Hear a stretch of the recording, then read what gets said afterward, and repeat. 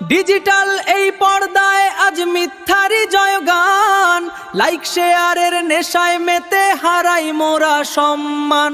বেহায়াপনা ছড়ায় ঘরে, নাম দিয়েছে আধুনিকতা, ভুলে গেছি আমরা সবাই কুরআন সুন্নাহর সঠিক কথা। সুদ ঘুষের ওই কারবারে আজ আরাম খোঁজে দেহ, পরকালের কঠিন হিসাব ভাবছে না আজ কেহ।